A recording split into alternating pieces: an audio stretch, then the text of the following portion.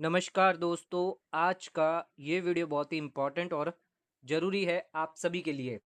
आज के इस वीडियो के अंदर हम डिस्कस करेंगे इनकम टैक्स रिफंड रुका हुआ अगर है तो हाई कोर्ट द्वारा एक बड़ी राहत आप सभी के लिए हम आज इस वीडियो के अंदर लेकर आए हैं। हाई कोर्ट द्वारा एक लेटेस्ट जजमेंट, एक लेटेस्ट ऑर्डर आया है रिफंड को लेकर। क्या है ये पूरा ऑर्डर, क्या है पूरा जजमेंट, जानेंगे आज के इस वीडियो में। तो वीडियो को एंड तक जरूर बने रहिएगा। दोस्तों, सबसे पहले हम बात करते हैं फैक्ट ऑफ द केस के बारे में। तो ये केस कुछ इस तरह है कि टैक्स पेयर ने यहाँ पर रिफंड क्लेम किया था अराउंड 1.5 करोड़ रुपयों का, क्योंकि यहाँ पर उनका टीडीएस जो वो डिडक्ट किया गया था on payment under section 80P के तहत। तो उस केस में कुछ एग्जम्पशंस उन्हें अलाउ होते हैं। तो यहाँ पर देखा जाए तो उन्होंने अपनी इनकम टैक्स रिटर्न के अंदर टैक्स रिफंड जो है वो 1.5 करोड़ का क्लेम किया था। अब इनकम टैक्स डिपार्टमेंट ने जब उनकी आईटीआर को वेरीफाई किया तो उस केस में उन्होंने ये जो रिफंड है वो रिफ्यूज कर दिया और ये कह दिया, इस ग्राउंड पर रिफ्यूज किया कि जो भी टीडीएस अमाउंट आपने क्लेम किया है आपकी आईटीआर में वो करेक्टली आपके 26 एएस फॉर्म में रिफ्लेक्ट नहीं कर रहे हैं। तो 26 एएस के अंदर रिफ्लेक्ट ना होने के वजह से यहाँ पर जो टीडीएस है वो यहाँ पर डिसअलाउ कर दिया गया, यानी रिफ्यूज कर दिया गया। इसी के सामने जो टैक्स पेयर है उन्होंने यहाँ पर जो टीडीएस सर्टिफिकेट फॉर्म 16A जो होता है, जो डिडक्टर से मिलता है, वो यहाँ पर जो है इनकम टैक्स डिपार्टमेंट को सबमिट किया। लेकिन उसके बावजूद भी असेसिंग ऑफिसर ने यहाँ पर ये कहा कि हम यहाँ पर जो मैच करेंगे वो है फॉर्म 26AS। हमें कोई मतलब नहीं है टीडीएस सर्टिफिकेट आपका जो भी आपने हमें यहाँ पर सबमिट किया है, इससे हमें मैच नहीं करेंगे। हम तो ये देखेंगे कि 26AS के अंदर क्या वो टीडीएस क्रेडिट आया है। तो अगर 26 एज के अंदर नहीं आया है तो हम आपका जो रिफंड है वो रिफ्यूज कर देंगे। अब यहाँ पर जो एसएससी है वो पहुंच जाता है इलाहाबाद हाई कोर्ट के अंदर। 8 अक्टूबर 2025 को हाई कोर्ट द्वारा यहाँ पर टैक्स पेयर के फेवर में डिसीजन दिया गया।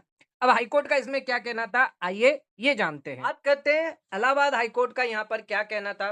इलाहाबाद हाई कोर्ट ने साफ साफ कह दिया कि टैक्स पेयर ने ऑलरेडी वैलिड प्रूफ यहाँ पर प्रोड्यूस किया है, फॉर्म 16A टीडीएस सर्टिफिकेट, जिसको यहाँ पर डिनाई नहीं किया जा सकता। क्योंकि यहाँ पर अमाउंट जो टीडीएस अमाउंट है वो अगर मैच नहीं हो रही है 26A से, तो यहाँ पर असेसिंग ऑफिसर जो है, टैक्स ऑफिसर जो है, वो फॉर्म 16A को खारिज नहीं कर सकता।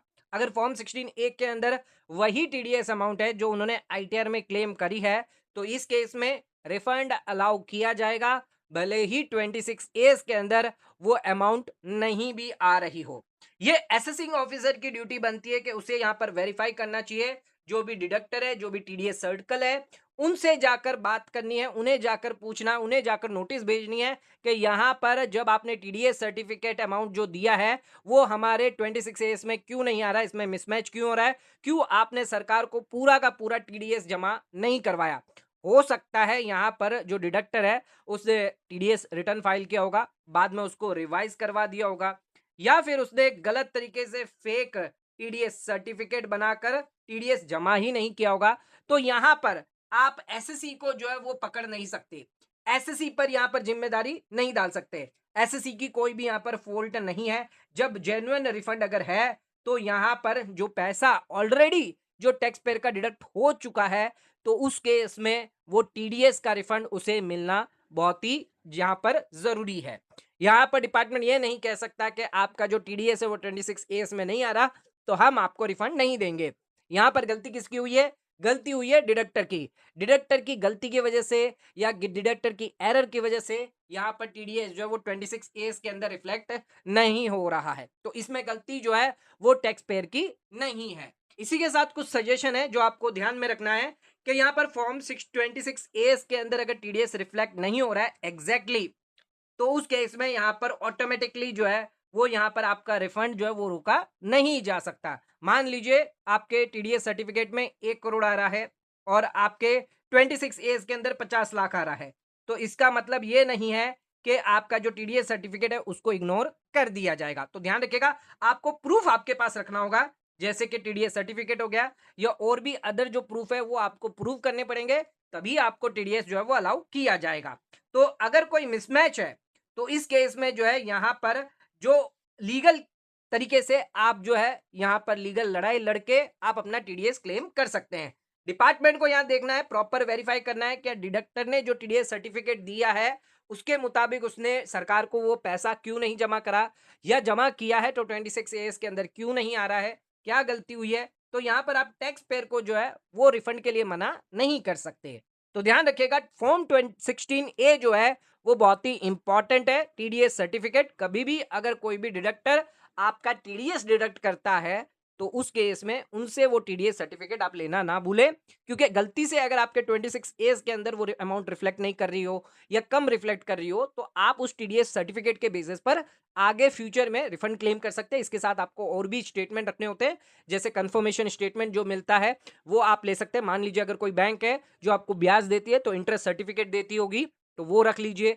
और भी आपके जो बैंक स्टेटमेंट है, तो ये सारे डॉक्यूमेंट आपको देने होंगे, तब आपको जो है रिफंड मिल जाएगा। आपको रिफंड से कोई नहीं रोक सकता। अगर आपका जेन्युइन केस है, आपका जेन्युइनली टीडीएस डिडक्ट हुआ है, ऑलरेडी टैक्स जो है सरकार ऑलरेडी जो डिडक्टर है वो टैक्स डिडक्ट कर चुका है, तो उस केस में आपको पूरा का पूरा रिफंड मिलेगा। जो डिपार्टमेंट है वो डिडक्टर को यहाँ पर देखेगी, जबकि ऑलरेडी आपके जो प्रूफ है उसके बेसिस पर डिपार्टमेंट जो वो डिडक्टर पे जो है कार्रवाई करेगी, ना कि आपका रिफंड रोकेगी। तो बहुत इंपॉर्टेंट और बहुत ही बढ़िया जजमेंट है। तो इस जजमेंट का रिफर देकर अगर किसी का रिफंड रुका हुआ है तो वो यहाँ पर केस कर सकता है।